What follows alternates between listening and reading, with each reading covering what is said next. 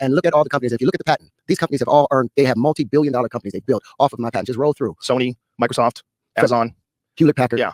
Keep going. IBM, and it's still making money. This patent has earned over $7 trillion. And you didn't get it. And I haven't gotten a penny of it. When they did all of the... Man, and I think Joe Rogan at this point, he knows that he's blowing smoke on his behind. Again, let's go to it again, what he's talking about.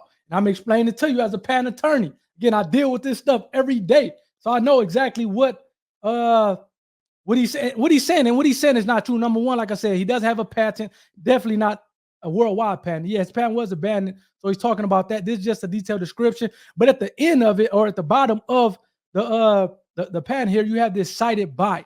So if you look at this thing, let's see, publication date. So you see these dates. So typically when other people come after you and file a patent application, again, when the examiner picks up the actual application to examine it, he's going to find, or she's going to find, everything that was filed before your patent application that's dealing with your invention, and they're going to cite it against your application. So for example, Terrence Howard, he filed his application in 2010. So say I come along and file a patent application on a similar technology in 2012. For example, this publication, the priority date was 2007. That's crazy that his priority date was before. But say in 2011. So then the examiner is going to pick that up, say 2 years later from the priority, or from the non-provisional date, the date it was filed from a non-provisional standpoint, and he's going to find everything that is in a realm of that he can cite against my application that was filed before I filed my application. And that's essentially what he's doing here. So Terrence Howard, what he's saying is, hey, each of these publications, and some of these publications may not have been. So, for example, these were issued into a patent, 9,342,467. These three are actually issued patents from Sony, Hewlett Packard, Amazon Technologies. But these ones, I'm not sure if they actually issued into an actual patent, but these are publications. They may have issued to a patent, they may not, but they cited his case. That's not mean that they're taking his invention. No, the examiner, this has nothing to do, and that's the crazy thing about this has nothing to do with the actual company.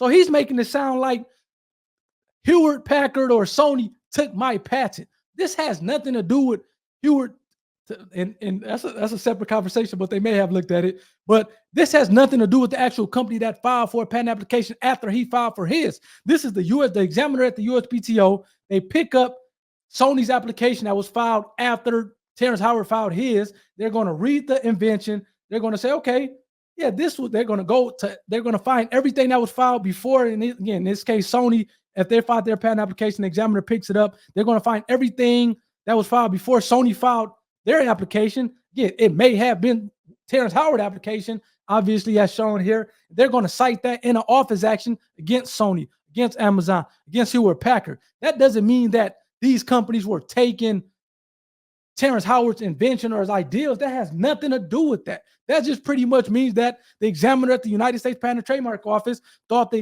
invention was similar enough to the point where he wanted to cite.